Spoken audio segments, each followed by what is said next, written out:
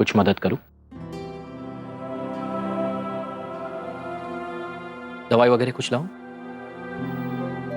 नहीं काका, मैं ठीक हूँ। इतनी अजीब बात है ना, मैं इतनी बार इस घर में आई हूँ लेकिन हमारी कभी बात ही नहीं हुई। अरे अरे अरे, ये सब करने की कोई जरूरत नहीं। बैठो।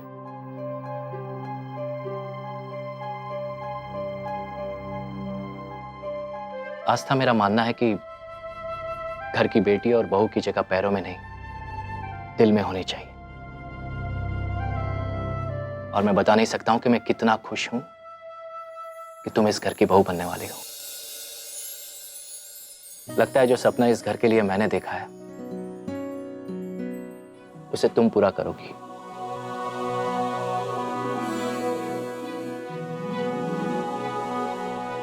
काका, आज पहली बार ऐसा लग रहा है जैसे इस घर में भी कोई है जिससे बात करके अच्छा लग सकता है, जो दिल की छोटी छोटी बातें समझ सकता है। आपसे बात करके तो जैसे मेरे पैर का दर्द ठीक ही हो गया। फिक्र मत करो बेटा, कोई भी परेशानी हो, किसी भी चीज की जरूरत हो तो मैं हूं, क्योंकि मैं हमेशा सच का साथ देने में विश्वास रखता हूं। कुछ लोग दर्द ना होते हुए भी दर्द दिखाते हैं, और कुछ लोग चाहे कितना भी दर्द हो हमेशा छिपाते हैं।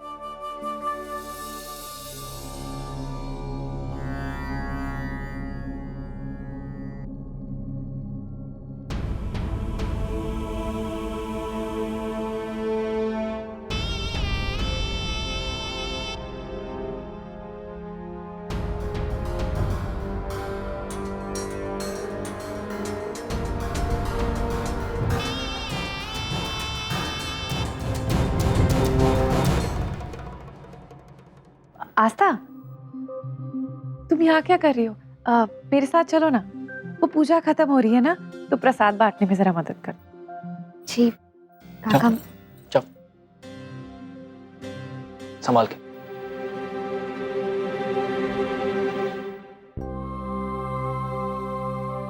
चलो देर ही सही, लेकिन इस घर में कोई तो आया जो इस घर के नियमों को बदलने की ताकत रखती है। ये लड़की इस घर को घर बना देगी।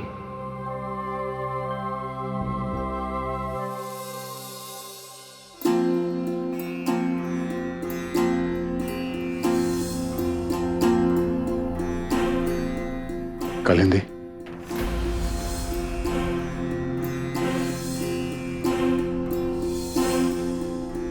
इसकी जरूरत नहीं थी।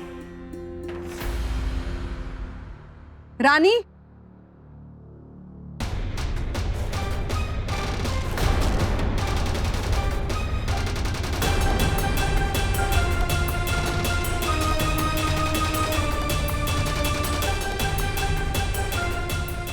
ये लो।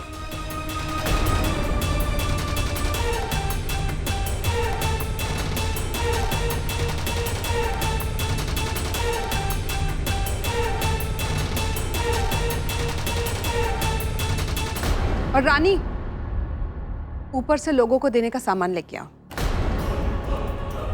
सासू भाई, आपका ये पैर ठीक कैसे?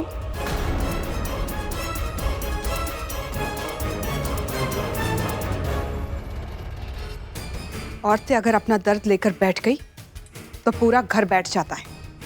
1000 काम होते हैं जिन्हें वक्त पर करना जरूरी होता है। तुम्हारे जैसे नहीं, पैर का दर्द लेकर कोने में बैठकर सहानुभूति बटोरना।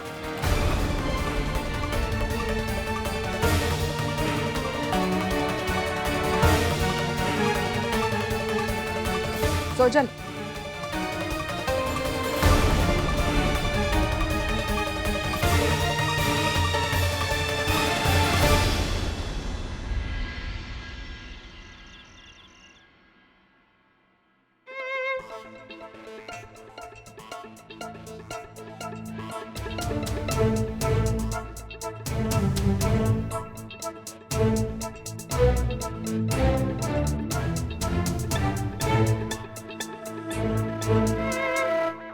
पैसे कम पड़ जाएंगे।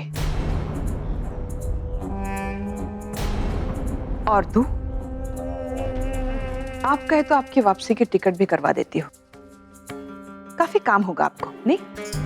ये हवा हवा की वजह से गिर गए थे पैसे, मैं रख रही थी उठा के। और मुझे कोई काम नहीं है, मैं तो सारे काम निपटा कर 10 दिन रहने के लिए आई हूँ।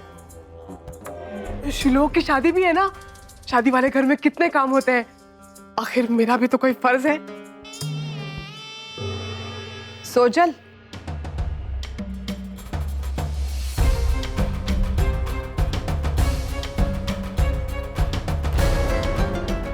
इस बार अगर तुम्हारी आई ने कोई तमाशा किया ना, तो मैं सबके सामने तुम्हारा तमाशा बनाने से जरा भी नहीं कतराऊंगी, समझ ल?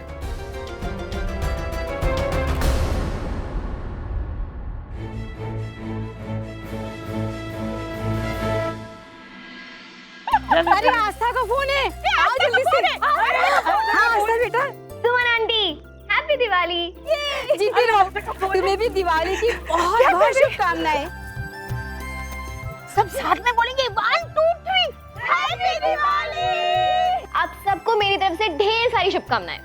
और हाँ सुनिए, वो जो नए अंकल आंटी आए ना, उन्हें भी कहना मेरी शादी में जरूर आए, वरना मैं नाराज हो जाऊँ। अरे बाबा तू फिक्र मत कर, हम सब आएंगे और खूब सज धज कर आएंगे, है ना?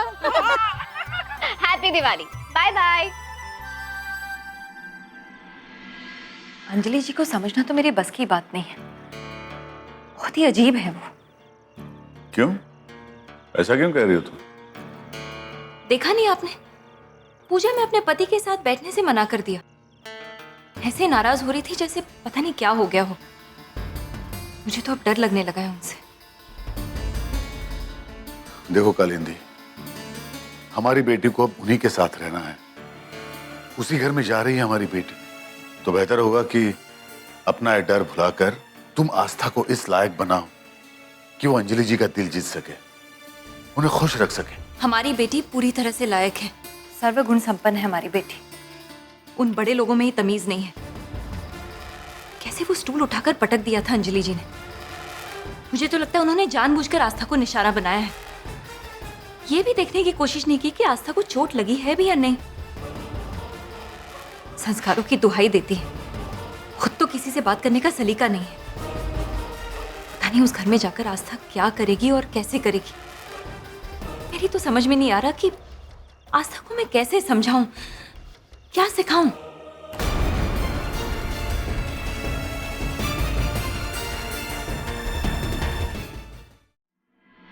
बोलना, तेरा पति तुझे क्या दे रहा है पाड़वे में? वो क्या देखे, सब तो आई के हाथ में। तो क्या तू चुप हो जाएगी? क्या है? कि अगर सीधी उंगली से नहीं निकलता ना, तो उंगली टेढ़ी करनी पड़ती है। कोई अगर देता नहीं है ना हमको, तो खुद ले लेने का। मतलब तू ये कह रही है कि मैं अपने घर में चोरी करूं? हो तेज तो मंडी